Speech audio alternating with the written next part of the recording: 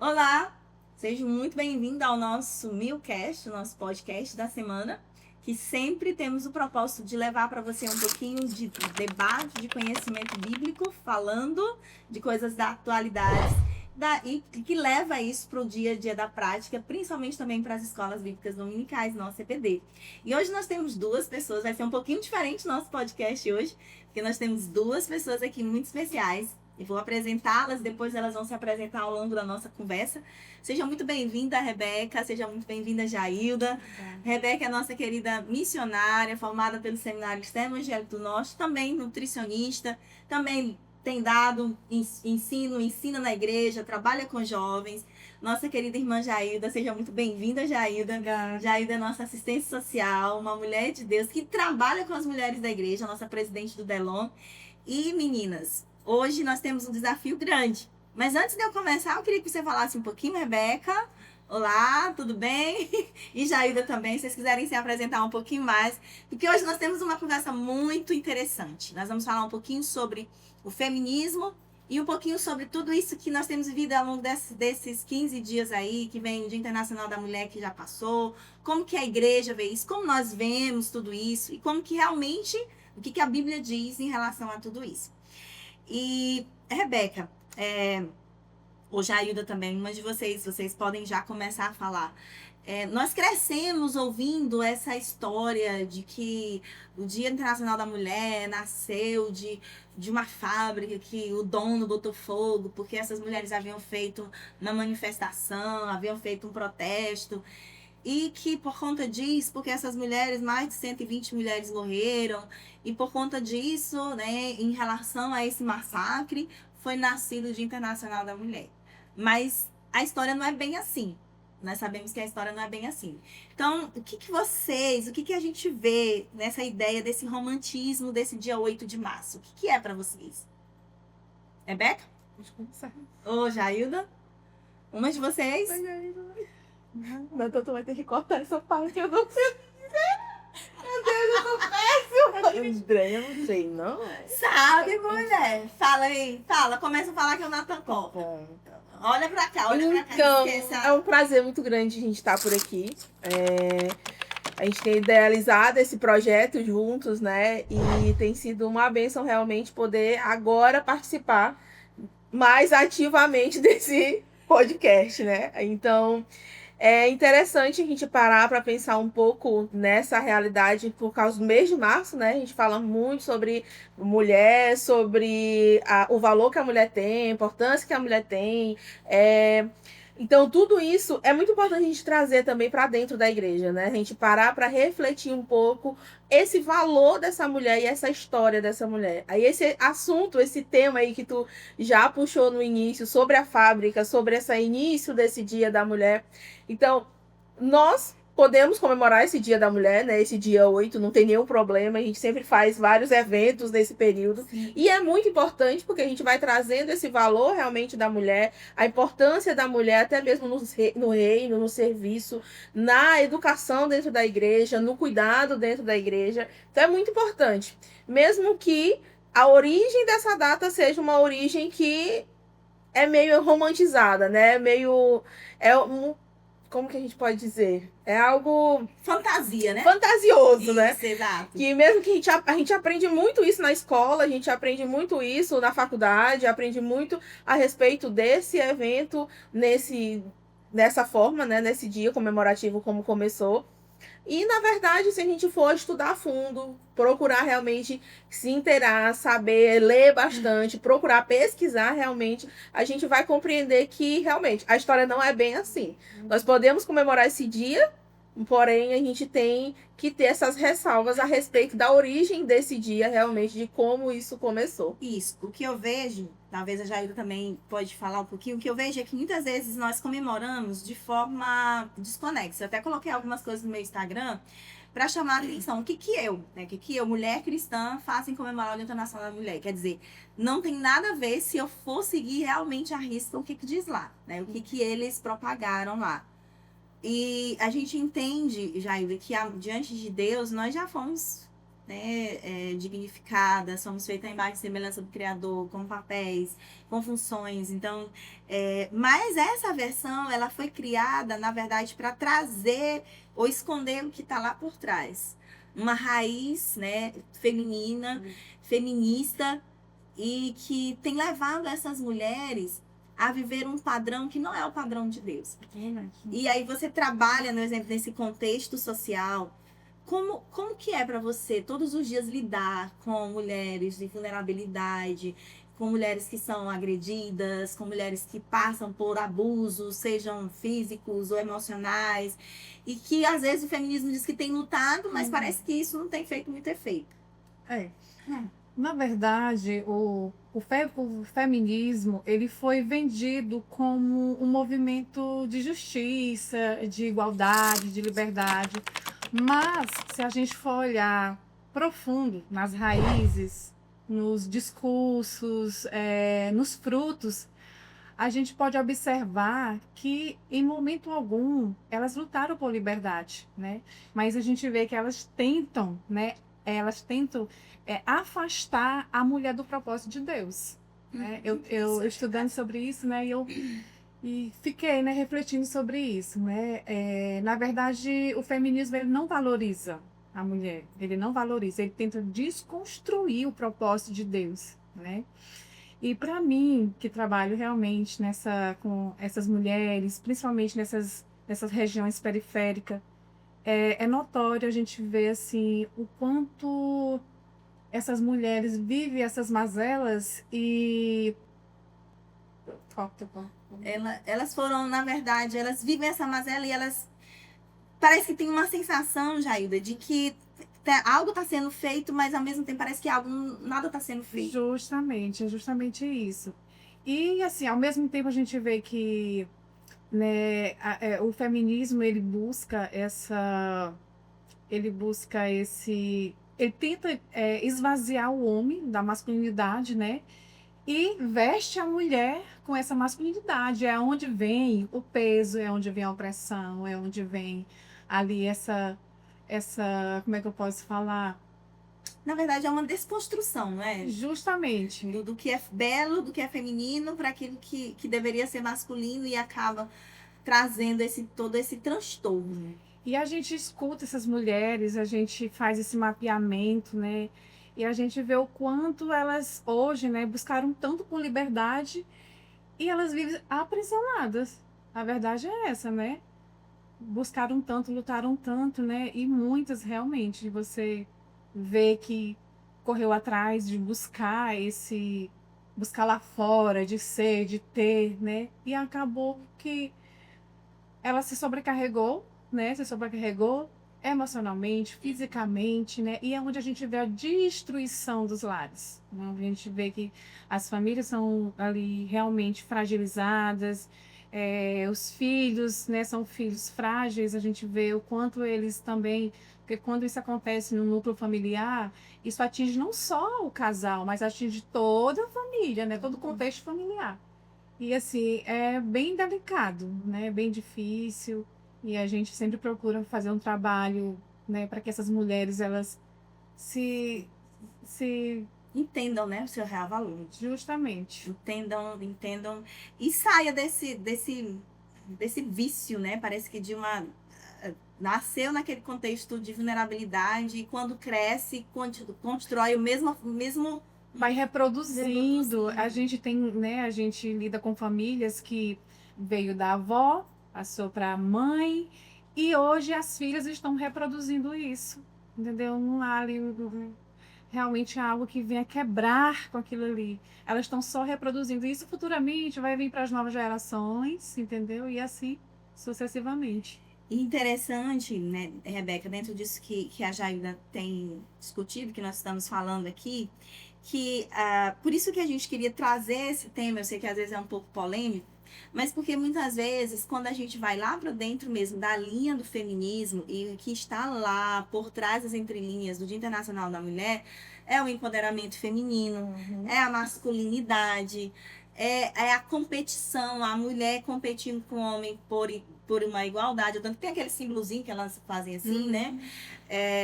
Competindo com o homem, não aceitando a liderança do homem, rotulando toda a masculinidade como machismo, e masculinidade e machismo não é a mesma coisa, nós sabemos disso. E como que a gente... Não aceitando a submissão ao marido dentro da casa, mas ela precisa aceitar a submissão ao chefe lá no trabalho dela, porque a ideia é como se isso fosse uma vantagem muito grande. Não, dentro de casa eu não preciso. Lá no meu trabalho, tá tudo bem eu ser mandada por um homem, né? Eu passar por tudo isso lá fora, mas não dentro de casa. E dentro de casa começa a ser tipo um campo de guerra. É os dois brigando para ver quem ganha mais. Quem manda mais. Quem manda mais. Quem é melhor, né? E a gente sabe que Deus, ele criou o homem e a mulher, né? Ele não criou o homem melhor que a mulher melhor que o homem. Mas a gente, em valores, em dignidade, nós somos iguais, né? Iguais. Temos papéis diferentes, né? Que hoje em dia está bem distorcida essa questão de papéis, né? A gente sabe que o homem, né, ele é o provedor. É o provedor no sentido de cuidar, de zelar, de sustentar a casa, né? Isso não tira também, não anula a mulher de fazer o mesmo, mas tudo com equilíbrio, né? Porque às vezes eles fazem isso, terceirizam o cuidado da família, né? E no final, quando eles vão observar, tá ali os filhos, a ausência deles, né? O que tem fragmentado esses filhos é a ausência do pai, né? Exatamente. Mas assim, a gente sabe que em dignidade nós somos iguais, mas a gente tem, eu como mulher cristã, eu sei o meu papel, né? Eu sei o meu papel, o meu esposo sabe o papel dele também, então a gente tem um equilíbrio dentro de casa, apesar dele não trabalhar hoje fora, mas mesmo assim a gente costuma, né? Costuma não, a gente busca esse equilíbrio. Sim. Né? Eu trabalho fora, mas a minha obrigação, a minha responsabilidade do lar, jamais. Ele é o provedor. Justamente, mas eu estou ali para auxiliar, eu estou ali para ajudar, é ajudadora, para administrar, né? Essa questão de terceirizar. Lembro que uma vez o senhor falou muito comigo, eu fui limpar um móvel lá de casa. Como tinha uma pessoa trabalhando lá em casa, aquele móvel era novo. E quando eu olhei os pés, estava tudo inchado, como se tivesse encharcado de água. Né? E aquilo me deu assim uma tristeza, meu Deus, o móvel tão novo e já desse jeito. Aí o Espírito Santo falou comigo, filha, é assim que acontece dentro dos lares, é assim que acontece quando os pais terceirizam o cuidado da casa, o cuidado dos filhos, o cuidado com o marido, é assim que nós encontramos eles, né? Então isso foi muito forte ao meu coração. Aí eu disse, meu Deus, então assim, são coisas que não dá para terceirizar. Porque esse papel de educar, de ensinar os princípios, é de pai e mãe, né? E quando o homem está fora e a mulher está em casa, isso não quer dizer que essa função dela é menos favorecida do que a dele, é menos valorizada do que a dele, de forma alguma. Eu acho que é até maior, porque ela fica na responsabilidade de educar, de cuidar, de ensinar, de cuidar do lar. Né? A gente vê ali que aquela mulher de Provérbio 31, ela fazia tudo isso.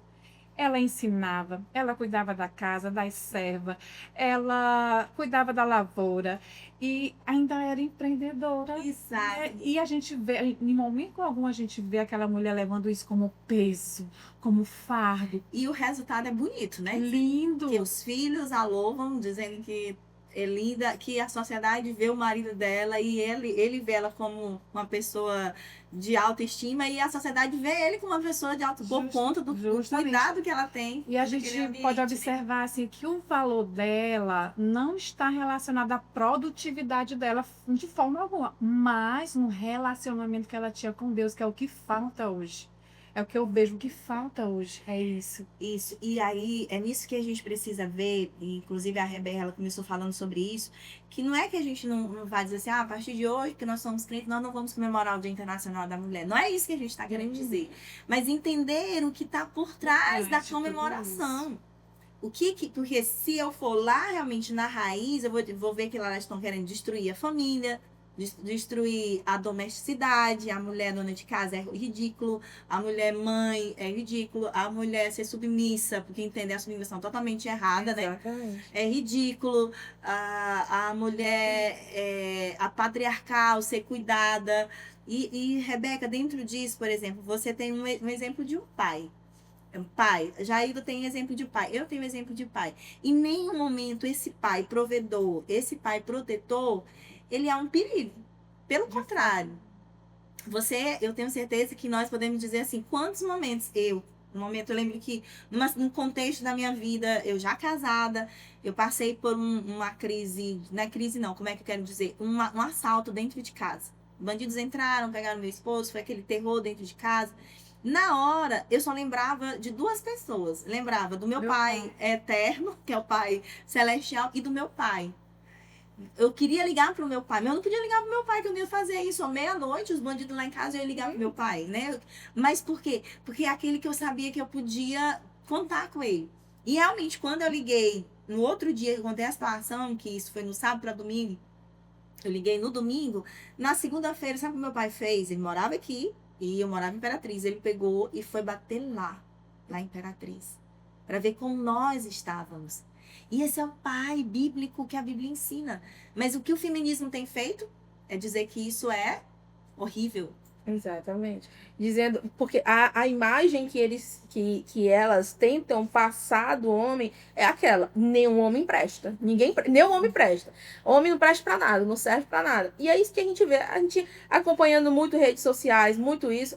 Tanto que o maior tipo de propaganda, de homenagem às mulheres nesse último ano, se você for prestar atenção, foi sempre nos deixem viver. Tipo, não tá errado. Queremos que as mulheres vivam, não queremos que morram. Só que a ideia que passa é como se fosse a única coisa que elas aceitam do homem é que deixem ela viver. Ou seja, é como se todos os homens oferecessem um perigo para toda mulher. Tipo, todo homem é ruim, todo homem é desse jeito, todo homem vai matar, todo homem é um abusador, todo homem.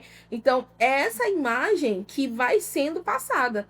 E aí, o que a gente pode, o que eu gosto muito de pensar é que, eu sei, nós tivemos, como a gente já falou, um exemplo de pai dentro de casa, né? Um exemplo de homem, um homem que realmente era um homem cristão, era um homem que realmente cuidou das mulheres que a gente diz assim, que lá em casa o pai disse que era o homem das 5 mulheres, porque era só ele de homem em casa, aí a mãe e outras 4 filhas. Então, a gente teve esse exemplo de pai. Só que existem muitas mulheres que realmente não tiveram esse tipo de exemplo, não tiveram esse pai protetor, esse pai cuidador. Só que quando a gente traz para o evangelho, é muito importante a gente pensar que o nosso padrão de pai, o nosso padrão de homem, o nosso modelo é o próprio Cristo. Então, eu não tenho como simplesmente jogar todos os homens, simplesmente dizer, nenhum homem presta. Só porque todos os meus exemplos de homens, todos os homens com quem eu convivi na minha vida, não prestaram realmente. Se eu tenho um exemplo de homem que cuidou de mulheres, que amou mulheres, que se entregou por mulheres, é o próprio Cristo. Então eu tenho esse padrão, mesmo que eu não tenha um bom pai, mesmo que eu não tenha tido um bom marido, mesmo que eu não tenha tido homens na minha vida ao meu redor que realmente prestaram, entendeu? Então nós temos esse padrão, isso que é muito interessante no cristianismo. O evangelho, ele nos mostra esse homem que foi misericordioso. Exato. Que é isso que eu acho que nós precisamos entender enquanto mulheres cristãs, é que eu não preciso do feminismo para ser, ou do Dia Internacional da Mulher, para ser valorizada. Porque, às vezes, o que me passa, já da ideia, é que a gente precisa daquele dia para se sentir mulher, para se sentir valorizada. Não, nós não precisamos. Isso Cristo já fez por nós. O próprio Deus já fez isso por nós, né? Ao nos criar a imagem e semelhança dele, a dar papéis, a diminuir o peso. Porque o peso para o homem, biblicamente, é muito maior do que o peso para a mulher. Inclusive, em relação ao amor. Ele diz que é para o homem amar a esposa como Cristo amou a igreja. E o que foi que Cristo fez para a igreja? Se entregou, morreu. Ou seja, no momento do desespero, se tiver um fuzil apontado para sua cabeça, quem tem que correr no seu lugar é seu marido. Né? Seu marido que tem que ir lá lhe proteger e ser realmente aquele que vai se sacrificar, ele que tem que acordar cedo, nesse sentido de dizer assim, de prover, ele que tem que ter essa responsabilidade. E hoje a gente vê que o feminismo, ele fez o contrário. Trouxe disfuncionalidade para o homem, o que eu percebo, né? Ou os homens ficaram piores, porque agora tu tá lutando com ele, então para ele mostrar que ele é mais forte contigo. Aí tem as ofensas, tem as brigas, eu sei que você vive por isso, né? Mulheres pedindo medida protetiva. Por quê? Porque ali houve alteração de voz, de postura, e o homem foi reagir. E quando o homem reage, ele é mais forte do que a gente, não adianta que ele sempre vai ser. Ou um caso que é agora, como é que eu quero dizer, os homens afeminados. Sim. Que não são homens, foram criados nesse contexto, que homens estão amarrados, né? Não podem exercer a masculinidade. Então vai dar disfunção. Ou vão ser extremamente grosseiros e fazer essas atrocidades, como abusos e tantas outras coisas, que é errado, que nós não estamos aqui para defender hipótese nenhuma.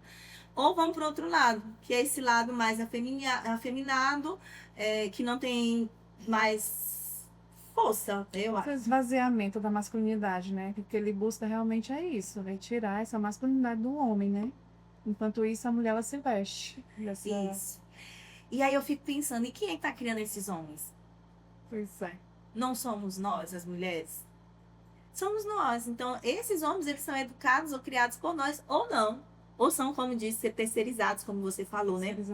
Terceirizados. A maioria, se a gente for, por exemplo, na maioria dos casos, quando a gente olha, assim, que vê realmente um lar totalmente, assim, desequilibrado, né? A gente vê essa ausência. A ausência do pai, a ausência da mãe, e o filho é cuidado por alguém que não teve vínculo nenhum, entendeu? Que cuida de qualquer jeito, eu não vou educar porque não é meu filho, eu vou fazer o básico do básico, eu vou alimentar e tá aqui e pronto. E aí quando chega, né, quando a mãe ou o pai chega em casa, já é com essa sobrecarga que já traz de fora, né, esse peso. E aí quando chega dentro do lar, não tem mais forças para ver como é que está o filho, como passou o dia, né, como é que está a questão da educação, porque eles fazem isso também com as escolas, terceirizam, né, jogam para a escola esse papel de educar, de cuidar, né, e aí isso acaba, no final a gente vê o resultado. Consequentemente, são filhos aí realmente fragilizados, a geração que está vindo aí totalmente doente, né? Totalmente doente. E dentro disso, nós até estávamos comentando aqui antes de começarmos, né, o nosso podcast, que é uma coisa que está bombando aí nas redes sociais, é o caso da Mariana. Sim. Por exemplo, se você fosse pegar o caso da Mariana, vamos fazer aqui uma análise. O que eu percebo? Que muitas vezes o que o feminismo trouxe, essa liberdade, ou seja, Rebeca, o corpo é seu. As regras são suas. Você faz o que você quiser do seu corpo. E aí, as mulheres foram vendidas, na verdade. Minha compreensão é: nós fomos vendidas, nós fomos enganadas pelo feminismo. Primeira compreensão que eu tenho. E a segunda é que o feminismo, ele me desconstrói. E ele me coloca como um papel de venda, né? Me vende, ou seja, André, você pode ser o que você quiser, mas na verdade eu sou levada a querer viver minha liberdade sexual. E aí, onde eu entro no caso da Marina, tá lá uma menina que vem do contexto de família, Sim. bem nesse caso, e que aprendeu que eu vou fazer o que quiser, e que hoje se encontra no estado de ter 2 crianças, 2 filhos, sozinha, criando uma criança atípica, sozinha, numa situação difícil, e criando, aí que ela mesmo coloca lá em alguns áudios, né? Eu pedi pro pai desse menino ficar comigo, me ajuda. Mas o homem hoje, ele foi tão, né? Diz assim, elas vão viver do jeito que ela quiser, e eu também vou viver do jeito que eu quiser, não quero ter responsabilidade nenhuma. E aí, Jailda, quantos casos, quantas Marianas nós não temos espalhadas pelo Brasil, não é verdade? Muitos, muitos casos mesmo. E interessante, assim, assustador é que no meio desses casos a gente recebe muito casos que quando a gente pega, tá lá um pai cristão, uma mãe cristã, e aí a gente fica se perguntando o que faltou aqui, né? Aham. Porque estão, né, verbalizam que segue a Deus, que segue os princípios, e a gente acaba recebendo esses casos. O agressor, filho também sendo agredido psicologicamente, fisicamente, né? E, assim, é bem difícil, né? É bem difícil quando a gente vai tratar de um caso, principalmente quando é relacionado a alguém, né, que está ali na família da igreja.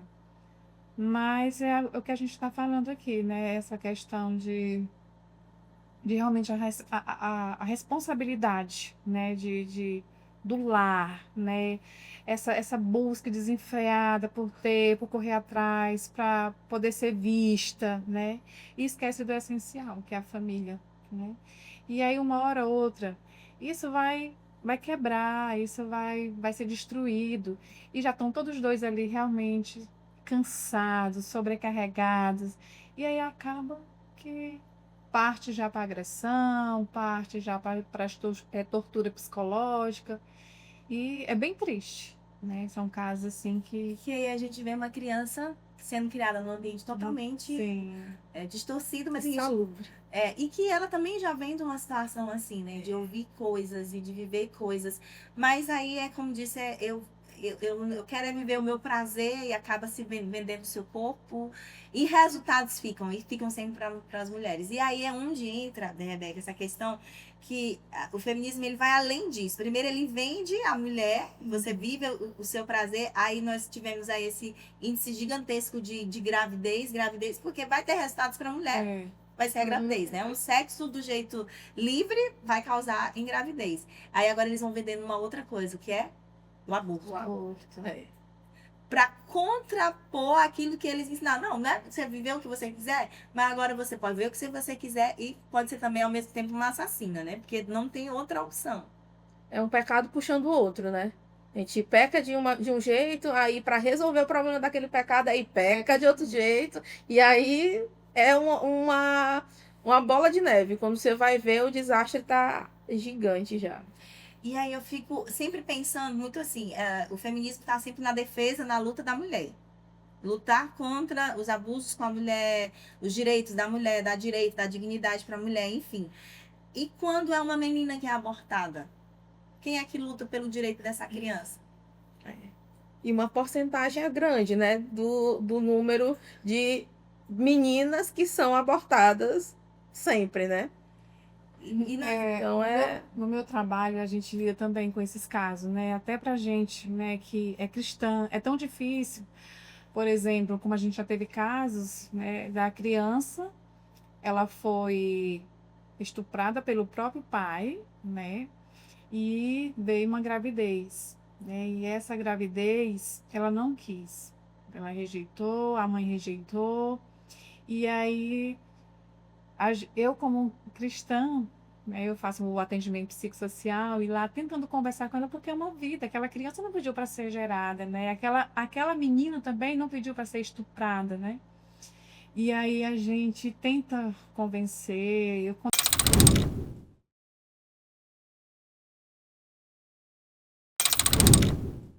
Mas o resultado disso é que, nesse caso específico, ela conseguiu na justiça. A criança já com 4 meses, já gerada, perfeita, né? Mas ela conseguiu na justiça abortar aquela criança, né? Então a gente fica assim, meu Deus, que valor que tem a vida, né? Mas ao mesmo tempo a gente olha para aquela criança que não pediu, mas era uma vida. Então, assim, é bem difícil. E a gente vive. Gente, isso a gente vive aqui em Barra do Cone. É uma realidade. A gente vive isso na porta de casa.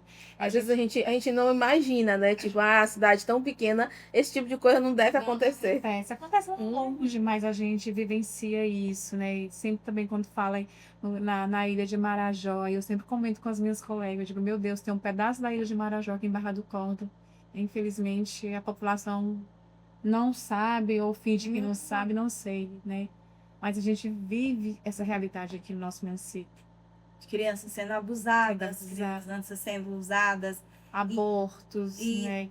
Exatamente. E o interessante é que parece que quem cometeu o crime não acontece quase nada, na verdade. Infelizmente, é um sistema que ele é muito falho. Muito falho. A gente sempre está ali, faz tudo que eles pedem pra gente, as solicitações é atendida, porém, na hora de realmente atuar da forma eficaz, uma forma mais dura, ele falha muito. O criminoso parece que se pagar por alguma coisa é mínima, mas quem realmente é prejudicado sempre vai ser a vítima. É prejudicada pelo ato e ainda é prejudicado depois disso, com as formas que a sociedade dá para a solução desse problema de agora, esse problema que é chamado, né? Então é um problema puxando o outro, na verdade. E a gente vê o índice do feminicídio, né, tem aumentado muito, as mulheres realmente sendo mortas como se mata um bicho qualquer.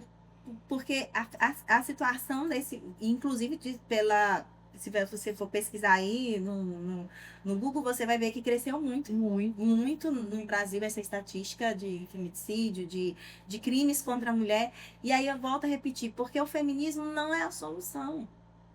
Porque Na não verdade, é, nunca foi. nunca foi. Porque se fosse alguma melhoria já teria acontecido Exato. no decorrer dos anos. Mas se você for olhar, na verdade nós estamos caminhando a passos largos para uma situação ainda pior cada dia que passa. Porque biologicamente, fisicamente, nós não temos como lutar contra um homem. Fisicamente, tem até que está muito nas redes sociais, inclusive o nome dela também é André, ela fala muito sobre isso. Ela diz assim, que as pessoas chegam para ela e dizem assim, você pode ser o que você quiser. A mulher, eu não posso ser o que eu quero e nem fazer, e nem ser como o meu esposo, porque eu não tenho testosterona suficiente, eu não tenho um monte de coisa suficiente para isso. E nem ele pode ser que nem eu, porque ele também não tem várias outras coisas, né, que nós temos. Que é esse complemento, né? Na área da nutrição é muito interessante a gente ver isso, né? Porque a gente ouve tanto que homens e mulheres são iguais, precisam ser iguais, mas a gente não é igual de jeito nenhum, minha gente. Se você pegar um casal, por exemplo, no consultório, e aí os dois querem perder peso. Os dois têm o mesmo objetivo. Os dois vão para casa com uma dieta belíssima e os dois seguem a mesma dieta. E aí os dois treinam igualmente.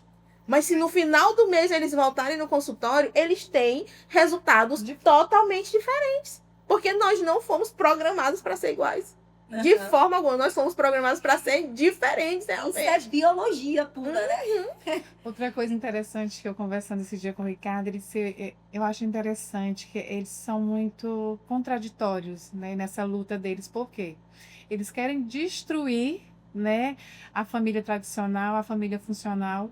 Porém, se você observar, eu não tinha nem atentado para isso. Se tu observar, quando um casal gay, né, eles decidem morar junto, né? Ali vai ter um que vai ter o papel da mulher. E um que não é, vai ter o papel da mulher, que vai cuidar da casa, que vai, entendeu? E assim também no casal de duas mulheres lésbicas, né? Uma vai ter o papel de cuidar da casa, de fazer o papel de mãe, de esposa. Verdade, né? E aí, grande observação eles essa. tentam destruir, mas querem Igual para eles. Então é muito contraditório isso aí. Exatamente. E aí a gente percebe que foi uma luta que foi trazer mais luta ainda. Porque aí agora a gente fica na luta dos sexos, aí um querendo ser mais forte do outro. E nesse embate, seja físico, verbal, a mulher sempre sai perdendo. A mulher sempre sai perdendo. Eu sempre gosto de dizer isso, a gente às vezes fala na igreja, no encontro de casais. Se seu marido chegou estourado naquele dia, se você for gritar, você acha que as suas palavras, mesmo que sejam ofensivas, você é isso, você é aquilo, é mais pesado para ele ouvir ou o que ele fala sobre você? Se ele disser duas palavras, matou. Matou. Mata a mulher. Se ele olhar para você e dizer assim, feia, ridícula, pronto. Emocionalmente você E tu que tá gorda? Já era, quebrou todo mundo. Quebrou a mulher ali naquele momento. Aí então a gente percebe que foi uma luta que não trouxe benefício, pelo contrário. Porque não foi só uma luta, foi uma desconstrução. Foi uma desconstrução de um padrão bíblico, que é perfeito, feito por Deus. Então eles não apenas tentaram lutar, porque o feminismo luta, beleza, né, todas essas conquistas em relação à questão política, né, da educação, ou questão mesmo jurídica, da mulher ter direito a isso, ter direito àquilo. Mas não é essa luta, é a desconstrução que essa luta trouxe, porque ao mesmo tempo que ela avança para esse sentido, ela desconstrói aquilo que é padrão, que é estrutural, que é bom você saber que tem alguém que é seu porto seguro, que é seu abrigo. A Rebeca e a família, as irmãs dela sempre contam que quando estavam doentes, quem é que cuidava de vocês? O pai. Vai lá. Sempre o pai. E isso é bom. Nossa, como isso é bom. Você saber que você tem. E aí você cria aquela sensação de que você é cuidada. E a mulher, ela casa muitas vezes com o homem e ela quer mudar esses papéis. E aí ela se sente o quê? Fragilizada, ela não é cuidada. E aí ela, em vez de eu sair do lá para trabalhar e quando eu chegar em casa, eu vou descansar, aí, não, o homem descansa e a mulher vai fazer o quê? Trabalhar. Eu vi um vídeo esses dias, um cara perguntando para os homens e para umas mulheres na rua, o que você faz na sua hora, na sua hora vaga, na sua hora de descanso? Aí eu olhei assim, eu descanso. Aí foi perguntar para as mulheres. Todas disseram, na minha hora vaga, na minha hora que eu não estou trabalhando, eu vou lavar roupa, eu vou limpar a casa, eu vou cozinhar. Todas. Não teve uma mulher que disse assim, eu descanso. Porque, na verdade, o feminismo não trouxe esse descanso para nós. Né? No fritar dos ovos, o feminismo não trouxe essa libertação. Pelo contrário, nos prendeu. Sobrecarregou ainda mais. E é isso, foi muito bom estar com vocês, essa conversa. Eu sei que se a gente fosse conversar aqui, nós passaríamos aqui a noite inteira. Eu acho que a gente ainda vai continuar aqui conversando, mas o podcast tem que encerrar. E nós queremos realmente que, no fim de tudo isso que a gente tem falado, que a gente tem discutido aqui, a questão toda é o que a Bíblia diz para nós, o que a Bíblia diz que eu sou.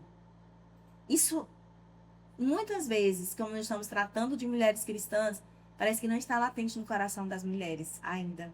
E o feminismo, ele tem adentrado, né, dentro das igrejas, infelizmente, a gente vê que tem adentrado. Então, que nós possamos, né, ser influência na vida dessas mulheres, para que elas realmente possam, né, entender que a identidade delas está em Cristo, né? Não é no padrão que o mundo exige, né? Mas que nós possamos entender. Eu não sou aquilo que o feminismo diz, nem sou aquilo que eu mesmo digo, né? Eu sou aquilo que o próprio Deus diz. Então, ele define a gente. A nossa identidade realmente precisa estar em Cristo. Às vezes parece até meio clichê a gente sempre falar sobre a minha identidade está em Cristo. Só que realmente é isso. Eu não sou definida como mulher pelo que rege os tratados feministas que tem há tantos anos. Eu não posso ser o que eu quiser ser. Eu posso ser aquilo que Deus me criou para ser.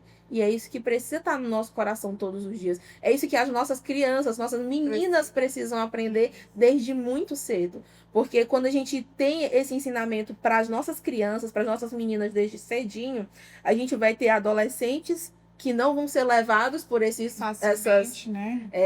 Nem jovens, porque o que a gente consegue ver hoje é um número muito grande de jovens que vão entrar nesses tipos de movimentos mesmo de cabeça. Principalmente quando entra na faculdade, né? Exatamente. Principalmente quando entra no período de faculdade. Aí o povo tem falado muito sobre as federais, né? E foi pra federal, acabou com tudo. Só que se nós temos jovens, crianças, adolescentes, quando chegam na juventude, vão para a faculdade e são bem instruídos, eles não vão adentrar nesse tipo de coisa. Eles vão ser jovens numa universidade federal que vão se aproximar ainda mais de Cristo durante aquele tempo.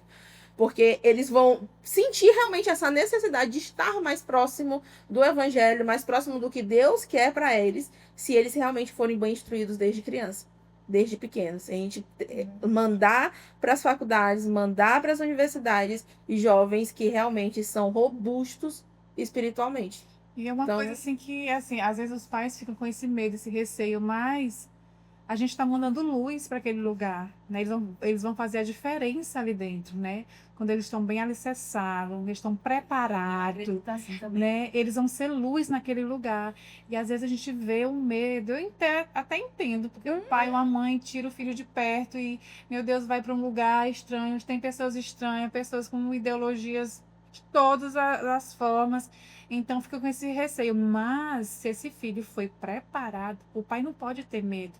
Ele tem que ir, que é para ele resplandecer ali dentro. Exatamente. E esse valor, esse valor para essas meninas é muito importante, né? Quem eu sou, o que a Bíblia diz que eu sou, quem nós somos em Cristo. Porque eles vão realmente tentar desconstruir a Bíblia, tentar dizer que a Bíblia... A minha filha passou por isso ano passado, eu achei muito interessante, porque ela disse que passou o ano ouvindo lá no cursinho, o professor sempre falando mal da Bíblia, que a mulher não tem nenhuma mulher de valor na Bíblia, que só foi Maria, porque foi mãe de Jesus e tal. E ela disse que ficou calada ouvindo, mas teve um dia, a gente até riu, que eu disse, por que não disse logo no início que tinha parado de ouvir? Já quase no final, ela disse que ele falando, ela disse que olhou assim pra ele, professor, tem a Débora. Aí, daquele jeito, tem a Débora. Ele disse, Débora, quem é Débora? Eu disse, não foi muita coisa, não. Foi só uma juíza que foi pra guerra, que Deus usou pra ela defender o povo, liderar a guerra. E Deus já disse, ia sobre a mão de uma mulher que ia dar a vitória, né? Disse pra Baraque sobre isso. E disse que o professor ficou, tá, disse que nunca mais falou. Nunca mais falou. Então, você construir esse valor, porque a Bíblia, em nenhum momento, como eles tentam desconstruir, e eles não sabem da Bíblia. Então, se os nossos filhos souberem da Bíblia, vão dizer, professor, isso não é verdade. Porque a Bíblia, Deus nunca disse em nenhum momento que o homem é para ser machista, para maltratar a mulher, que a mulher não tem direito de voz, que a mulher é uma escrava do lar. Em nenhum momento, pelo contrário. Deus sempre deu dignidade, Deus sempre deu valor para a mulher, Deus sempre disse que ela tinha que ser cuidada, amada, que ela tinha que ser respeitada. E no Novo Testamento, ele vem mostrando isso de forma mais coerente. Você vê Jesus parando para conversar com uma mulher, sozinha num poço, para dar dignidade para aquela mulher. Você percebe que quem era que cuidava de Jesus ao longo da sua caminhada? Tá lá, mulheres que cuidavam, que financiavam o ministério de Jesus. Financiava, Jesus deixava mulheres cuidar dele financeiramente, pagar, porque ele passou 3 anos pregando, ele não tinha tempo de trabalhar. Então, quem era que estava ali bancando aquilo? Mulher. Por trás, mulheres sendo usadas para abençoar o ministério de Jesus, mulheres sendo curadas por Jesus, mulheres sendo colocadas com dignidade. Jesus deixa numa sala onde tem muitos homens, tinha quem lá sentado ouvindo Jesus. É por isso que quando a gente ouve de uma jovem, né, falar que ela queria ser a mulher troféu. Gente, isso aí, lá em casa a gente sempre fala sobre isso, né? Essa mulher. O Ricardo disse, meu Deus, será que meu filho vai encontrar essa mulher, né? Porque se é muito difícil hoje você ver a mulher ela valorizar o lar, valorizar a família, valorizar os filhos, né? Um presente de Deus, algo que foi arquitetado por Deus, nasceu do coração de Deus, né? E as feministas vê essa questão da função do lar muito como pejorativa mesmo. Tu trabalha só no lar. Só no lar. Passa o dia em casa. E trouxe até vergonha para as mulheres. Trouxe vergonha. E uma coisa que eu gosto também de pensar a respeito disso é quando a gente pensa assim, que não é só... Também, a gente falou, né, questão de mandar para as universidades, meninas que já sejam bem instruídas. E às vezes nem é só para a universidade que a gente tem que pensar. Que também esse valor... As meninas, elas precisam compreender o seu valor, até mesmo para a hora deles elas aceitarem ou então começarem a pensar em construir seu próprio lar. Sim. Porque uma mulher que ela conhece o seu valor, ela conhece quem ela é em Cristo, ela não vai casar com qualquer cara, com qualquer pessoa. Não vai casar com qualquer pessoa. Ela vai ter um padrão que ela vai ter que cumprir, que o cara tem que cumprir para poder realmente ser o esposo dela, até mesmo para começar a namorar com ela. E a gente vê muito essa situação hoje com adolescentes muito novos namorando, que não faz sentido, mas estão muito novos namorando. E muitas vezes abusos começando bem ali. Um menino que é grosseiro já com a namorada e uma menina que ela sabe o seu valor dentro de casa, sabe o seu valor para o próprio Deus, ela não aceita isso. No primeiro sinal, ela, opa, não, isso aqui não, dá logo tchau. Então, é muito importante que as nossas meninas, elas compreendam o valor delas em Cristo, porque isso também vai livrar elas de uma vida, como a gente já falou, de uma vida desgraçada ali mais pra frente, com um casamento abusivo, com violência dentro do lar, com violência com seus próprios filhos no futuro. Depois ficar sozinha, né? Ficar sozinha com um monte de menino aí. Então, é muito importante que a gente pense nisso realmente. Outra coisa também que a gente sempre fala na menina, né? Mas os pais, eles têm que estar atentos para a educação do filho, o homem, entendeu? Porque às vezes a gente se preocupa mais com a menina, a gente deixa o menino, porque é homem, ele vai... Não é assim. Eu acho que o cuidado que a gente tem que ter com a menina cabe também para o menino, principalmente ensinar quem é ele, quem Deus disse que ele tem que ser também, né? O papel que ele vai exercer, que não é fácil, o papel da masculinidade bíblica, volto a repetir, porque as pessoas querem juntar a masculinidade com o machismo e não tem nada a ver. E a gente percebe o quanto que... E somos nós que somos mãe, né? Eu sou mãe de menina e de mãe de menino, então eu tenho que educar o meu filho para ele ser gentil, para ele ser educado, para ele ser o provedor da casa, o protetor. Então ele tem que ter coragem, ele tem que ser forte, ele não pode ter muita preguiça, ele tem que trabalhar, ele tem que sustentar a esposa. Então são funções importantes. E que, principalmente, tudo isso, ele é o pastor daquela família. Ele tem que conduzir tanto a sua esposa quanto seus filhos para Deus, levá-los para mais perto de Deus. E isso é o que a Bíblia diz, gente, é tão perfeito. Porque um casamento alicerçado, uma vida de acordo, vai mostrar quem? Vai mostrar a própria Trindade, né? O próprio projeto de Deus, é revelar a Deus para as pessoas. Esse é o propósito de Deus num casamento mesmo total. E a gente tem vivido essa situação. Mas muito obrigada, meninas, pela participação. Foi muito bom o nosso bate-papo. O nosso produtor ali já tá olhando, dizendo que o nosso tempo já foi. Mas foi muito bom essa conversa. Nós vamos ter outras conversas. Eu sei que vocês ficaram assim um pouco tímidas no começo.